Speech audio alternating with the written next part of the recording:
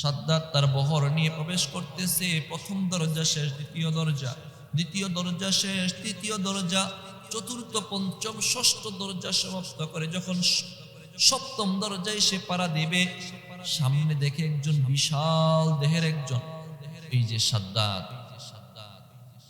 এখন আমরা সাদ্দাতের কথা শুনবেন। যেহেতু আদ জাতির দুই ছেলে, আদের ব্যক্তিটার দুইটা ছেলে এবং হুদ আলাইহিস সালামের সময়কালের, এজন্য আসরের পূর্বে যে সময়টুকু আছে ইনশাআল্লাহ এই সাদ্দাদের কথা শুনব। এই যে লোকটা ছিল আদের দুই সন্তান, একজনের নাম সাদিদ আর একজনের নাম সাদ্দাদ। সাদিদ যে ব্যক্তিটা ইতিহাসে সে প্রসিদ্ধি লাভ না করলেও, প্রসিদ্ধ না হলেও, এই ব্যক্তিটা 700 বছর দুনিয়াতে রাজত্ব করেছিল। এক ভাই 700 বছর রাজত্ব করেছে। রাজত্ব করার পর তার ইন্তেকাল হয়েছে।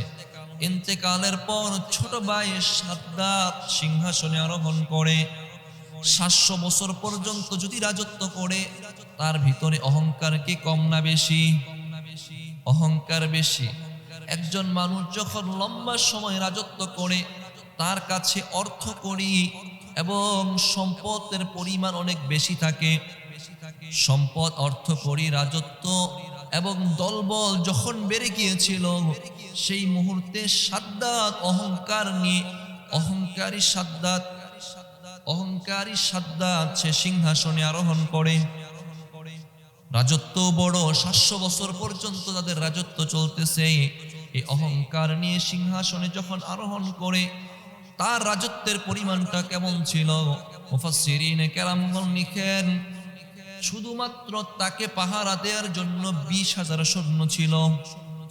20,000 সৈন্য শুধু তাদেরকে পাহারা দেওয়ার জন্যই ছিল। কত বড় বড় আস্তাবল থাকতো, বড় বড় উটের খামার থাকতো, গরুর খামার থাকতো, রানীরা থাকতো এবং হুর গিলমান এবং তাদের যেই লোকেরা ছিল, সৈন্য সামগ্রী ছিল, এগুলো থাকার জন্য, মানুষগুলো পাহারা দেওয়ার জন্য 20,000 লোক লাগতো। 20,000 লোক শুধু পাহারায় দেবে। অস্ত্র শস্ত্র বলিয়ান সৈন্য সামগ্রী থাকতো তার পাশেই।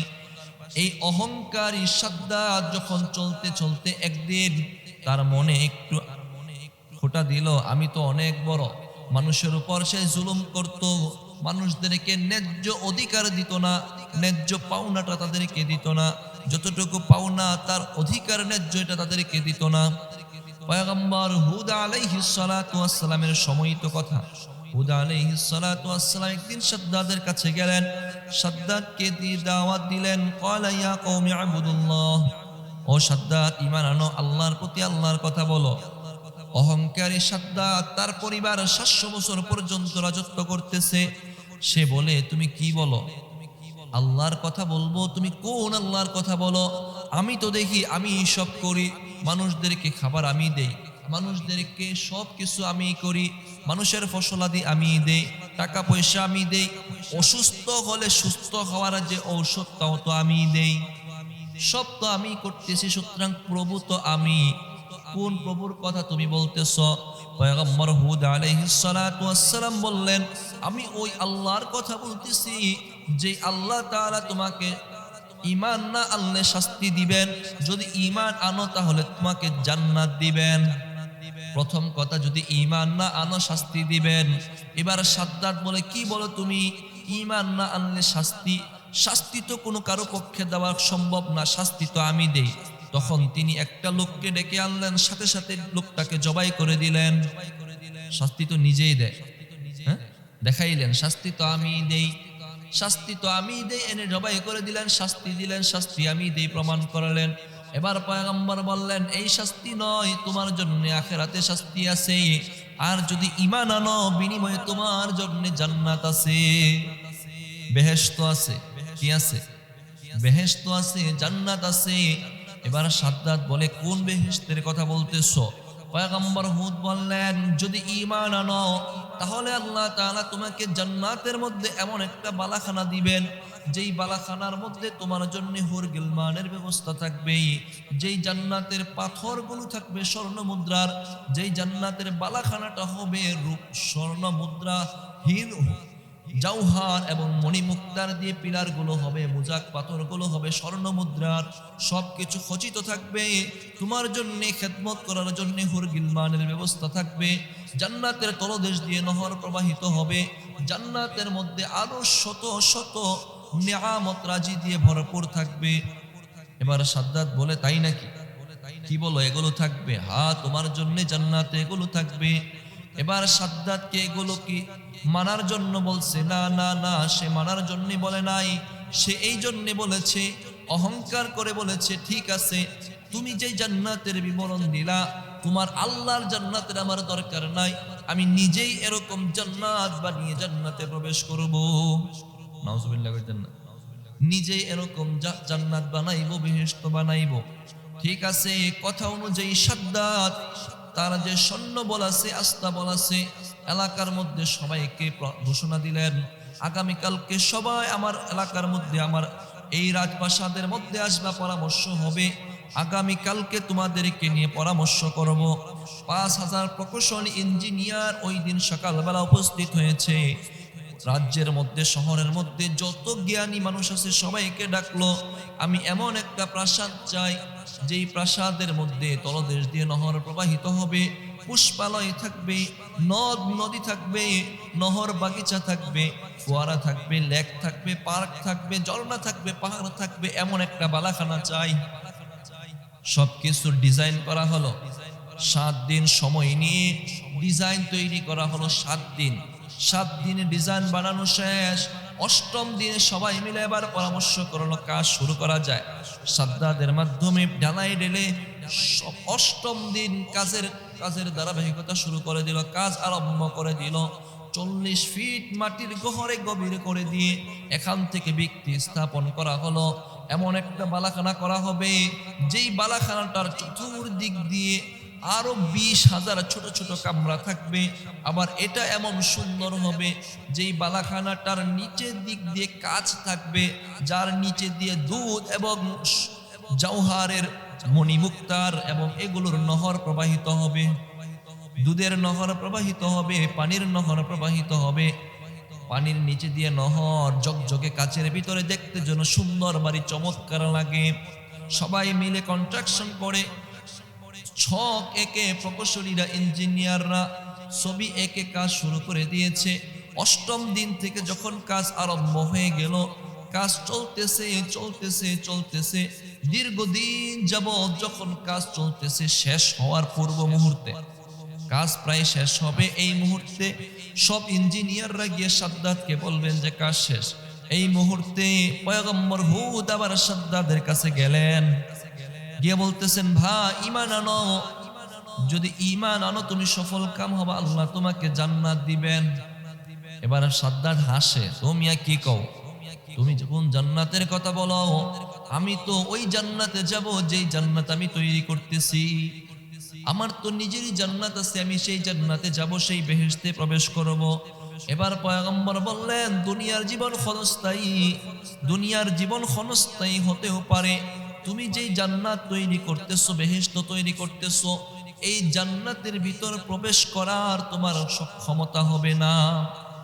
তুমি এই জান্নাতের ভিতরে প্রবেশ করতে পারবা না, এর আগেই আল্লাহ তোমাকে মৃত্যুদান করবেন। ইদা জা আজালুকুম লা ইস্তাখিরুনা সাআতাও ওয়া লা ইস্তাকদিমুন। আল্লাহ বলেন, ইদা জা আজালুকুম, যখন সময় এসে যায়, যখন কারো মৃত্যুর সময় এসে যায়, লা ইস্তাখিরুনা সাআতাও, তখন এক মুহূর্ত দেরি হবে না, ওয়া লা ইস্তাকদিমুন, এক মুহূর্ত আগেও হবে না।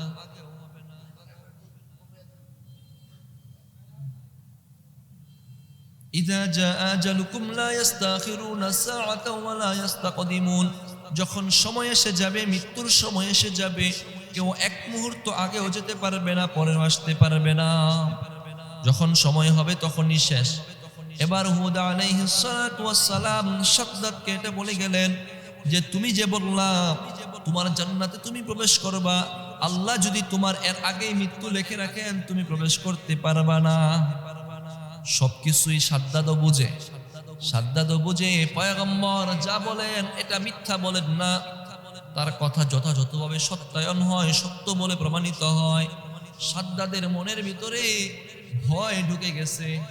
এবার সাদ্দাদ দ্রুত সবাইকে বললেন, অতি দ্রুত কাজ শেষ করো, তাড়াতাড়ি কাজ শেষ করো, আমি জলদি করে বেহেশতে প্রবেশ করতে চাই। পরিশেষে সবাই বললেন কাজ শেষ, এবার প্রবেশ করেন। সবাই বের হয়ে গিয়েছে। জগজগে তকতকে স্বর্ণ মুদ্রা জওহার মণিমুক্তা খচিত জান্নাত বেহেশত বালাখানা। এর মধ্যে সাদ্দাত প্রবেশ করবেন। সাদ্দাদের দুই পাশে দুইজন রমণী বডিগার্ড, পিছনে হাজার হাজার জনতা, সবাইকে নিয়ে সবাই দেখতেছে সাদ্দাত কাঙ্ক্ষিত তার বেহেশতে প্রবেশ করবেন। 7 স্তর বিশিষ্ট বালাখানার ভিতরে সে প্রবেশ করবেন। বাহিরের কোনো মানুষ তো দূরের কথা, আলু বাতাস তো দূরের কথা, কোনো একটা ইঞ্চি পরিমাণ কোনো ছিদ্র নাই যেই দিক থেকে ভিতরে প্রবেশ করা যায়। একমাত্র একটাই প্রধান ফটক ছিল, যেই ফটক দিয়ে বাদশাহ সাদ্দাত প্রবেশ করবে। সাদ্দাত তার বহর নিয়ে প্রবেশ করতেছে। প্রথম দরজা শেষ, দ্বিতীয় দরজা শেষ, তৃতীয় দরজা, চতুর্থ, পঞ্চম, ষষ্ঠ দরজা সমাপ্ত করে যখন সপ্তম দরজায় সে পাড়া দেবে, সামনে দেখে একজন বিশাল দেহের একজন।